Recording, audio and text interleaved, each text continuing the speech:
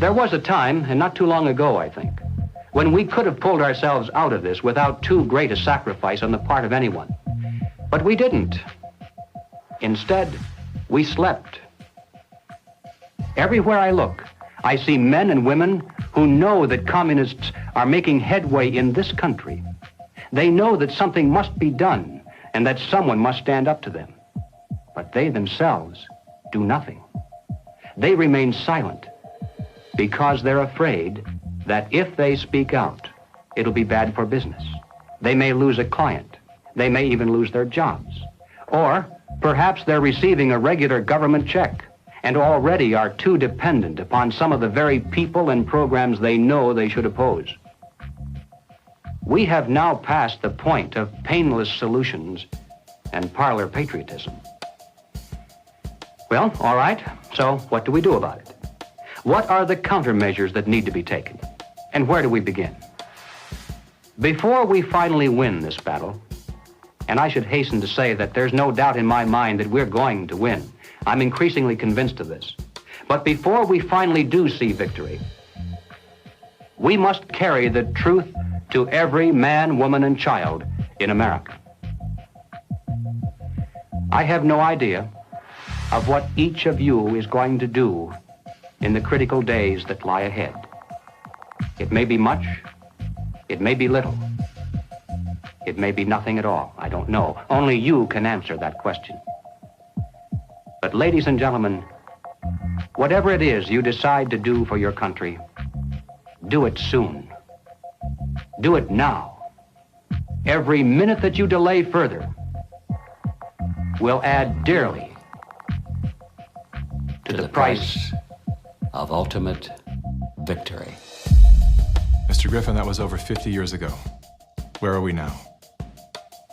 Hearing that phrase after all these years is kind of a shocker because I didn't realize really at the time how accurate it was going to be. But we're in the middle of it now, and so the ultimate victory is still ahead of us. How did you know way back then what would be happening today?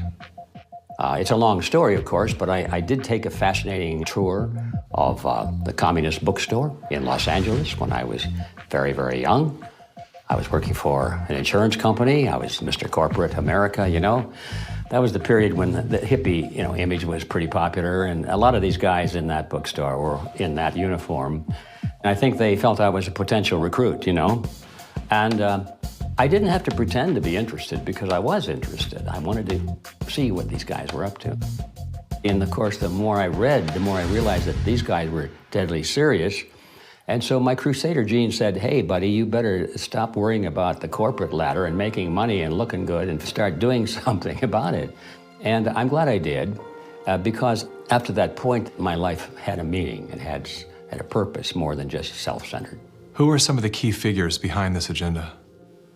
I'm not sure we can name names. We know that there are layers and layers of control and influence, sort of pyramidal in form.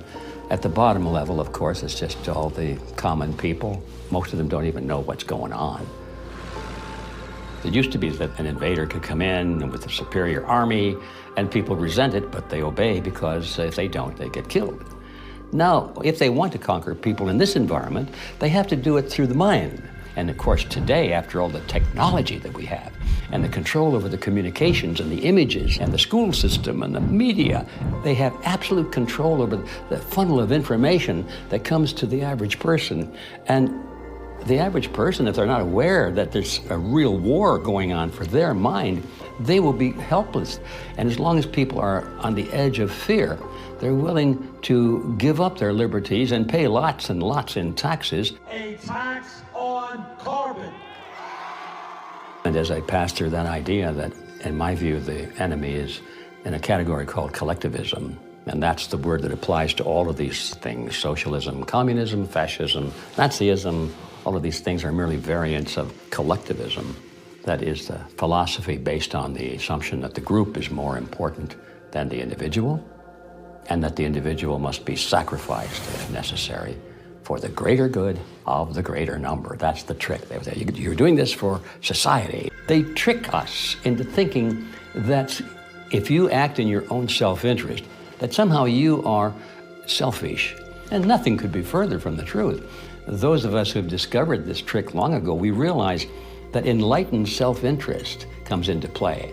If you are acting out of self-interest, you soon discover that the best way to benefit yourself is to help other people. It does come back. The question is, how do we turn the ship around? I think that the path to political hell in America has been voting for the lesser of two evils.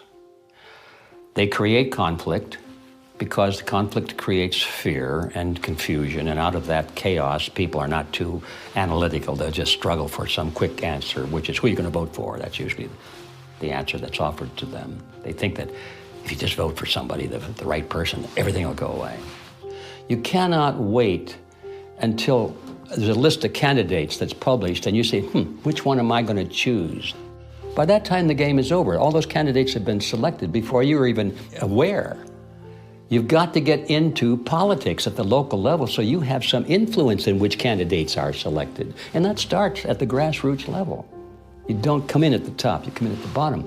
If we do that job, we will influence both political parties just like our opponents do now. Dutch Prime Minister Mark Rutte has announced his resignation after his governing coalition fell apart. Unbridled joy for Caroline van der Plas as her party shook up the Dutch political landscape. Now, the Farmers' Party was only formed in 2019, but they are now set to become the biggest party in the parliament. Democracy works against the tyrants, the authorities. Throughout history, it was always the very small minority. History has always been written by the 1% of the population. 15% of the population create history, and they follow the leadership, the thought leadership of 1%. But that 15% altogether is what changes history. And so all we have to do is reach 15% of the population. I think today, after all this time, we have more than 15%. We just have to get them together so they realize that they're not alone. And that's our task right now. There is actually a way forward and a way out, but it's going to require work, and it's also going to require that we acknowledge that we have wronged ourselves, that we are part of this problem. It's not the government that caused this. The government facilitated it. What caused it was our being asleep at the wheel. Without taking accountability, we cannot move forward. The masses of humanity have been slapped awake in a very short period of time, to where now it has created a domino effect of awareness all across the planet. People cannot go back into the matrix now. They can't. A lot of people are trying to, and they can't. We have the right as citizens in this country to abolish a government and create a new one. And that is the authority that has been given to us. It is written in our documents, the Declaration of Independence, the Constitution of the United States, the Declaration of Human Rights. We have indelible rights, and the basis of those rights are our freedoms. And if we don't have that, we don't have life. And so we have to awaken, we have to arise, we have to fight. This which has happened can only be described as divine, which is why we're the nation. Our ideology, our way of life is always under this relentless attack that we have defeated over and over again, and we will defeat it this time. Just say no. Rise up in a nonviolent way. They can't imprison everyone. They can't fire everyone. But they can fire individuals that are separated and don't work together and give in to the fear. And don't sacrifice your future for a few conveniences now in the present. You should sacrifice maybe the present conveniences so that you're going to have a future. So my fear was I could lose everything. I could lose my audience. I could lose my business. But I knew, especially having a son come into the world, I am imprinting something on his beautiful, innocent, fragile psyche and heart. I'm imprinting the man that I am, or I'm imprinting a hollow shell of the man that I refuse to be. And I knew in that moment, I'm willing to risk losing everything to do that. I would rather pick up cans on the side of the highway to feed my family than to live out of alignment with my truth and betray my son We're all fighting with each other, and the way that we combat that is doing the opposite of what these war overlords want us to do, which is fight with each other. We should be learning how to forgive and inviting other people to the table, even if we disagree with them, because that's how we ultimately are going to heal as a nation, is understanding that we all come from different walks of life, and we all live here together. The only real problem that's existed in the world, it's division. It's that people are not getting in rooms, willing to speak with one another, see each other's hearts, and get to know, hey, what do you believe? What do I believe? And is there a way we can actually work together to solve these problems? And I'm willing to bet that most of the Gen Zers would say yes. That's what we do right now, and that's why I'm glad we're the age that we are, because we can be leaders of that conversation. I think what matters most to me is freedom. In the end, I want my children to live in a world where they're free to dream, to take risks, to fail, to succeed on their own time.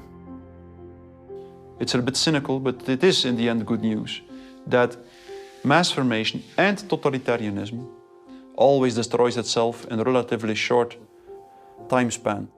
If the people who do not go along with the system continue to speak out, they will succeed.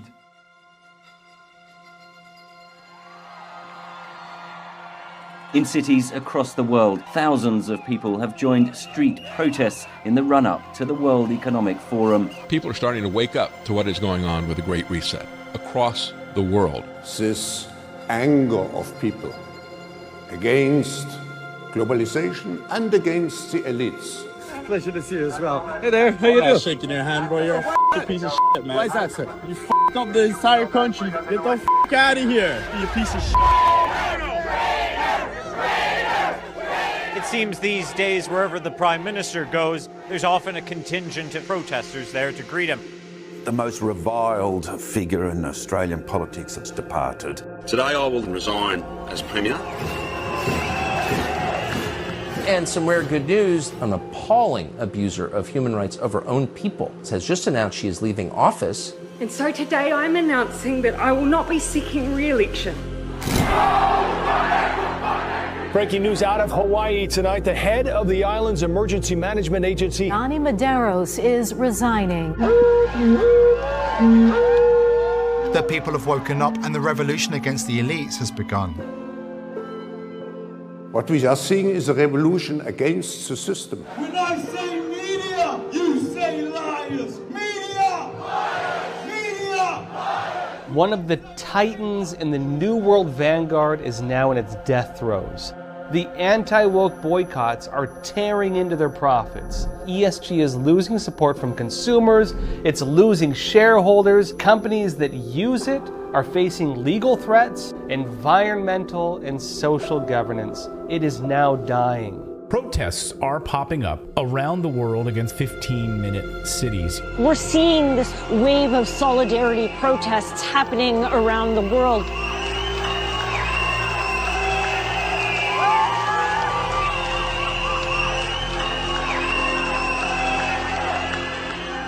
As you see in the audience, Democrats, Republicans, white, black, everyone all in between, this is the example that they do not want to see, but they have no choice.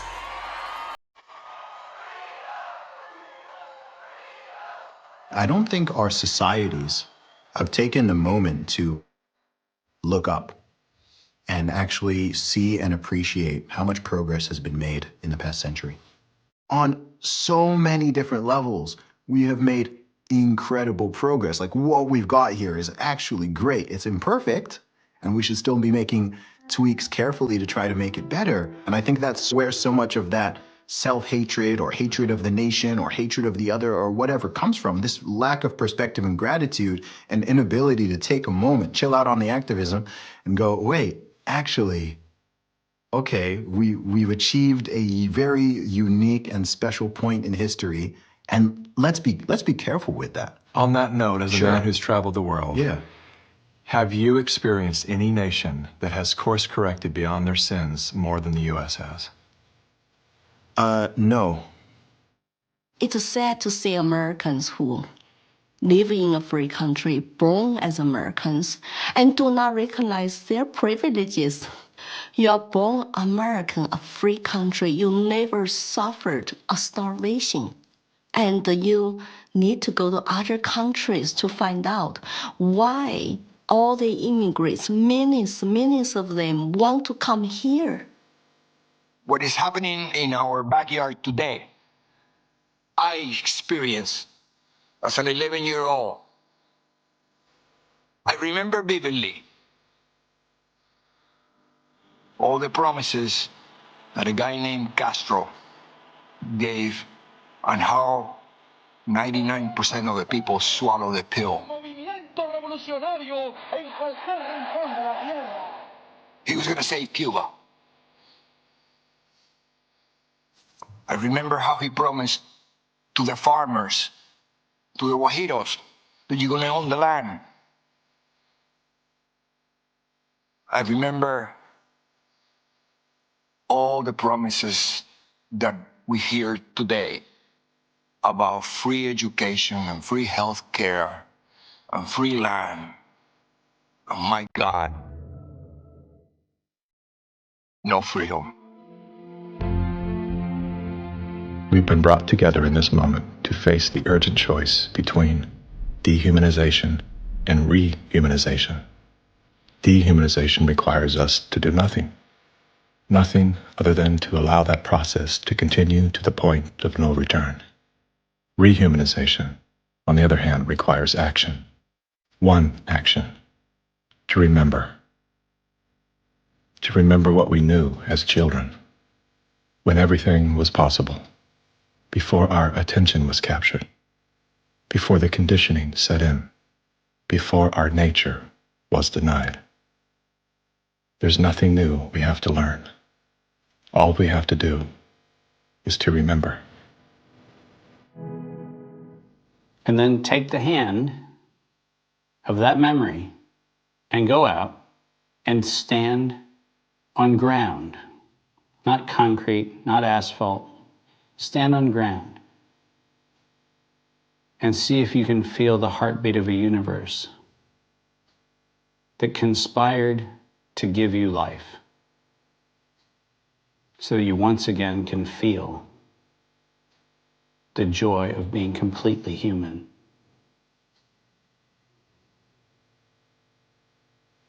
And then never forget that moment. This is the moment for us to activate our innate ability to create solutions. That can only happen through the awareness of symbiosis, defined as a mutually beneficial relationship between different groups. All of life depends on relationships. Every living thing is in communication, from the stars to the planets, the earth, the plants, the elements, the insects, the animals, the humans, and every cell within us. Real change out there begins with real change inside. As Americans today, we are truly a privileged people in a privileged land. But with our blessings come responsibilities, and with responsibilities come risks. The challenge of our time is that we must accept both the responsibilities of our blessings and the risks involved in defending them for ourselves and for future generations. And we must do this without hesitation if we are to be worthy benefactors of that precious heritage of freedom passed on to us through the epic sacrifices of those who have gone before. Now, that is not flag waving, and it is not cliched patriotism. That's a simple statement of the obligations of citizenship in this glorious land, our land, which with God's help we shall preserve.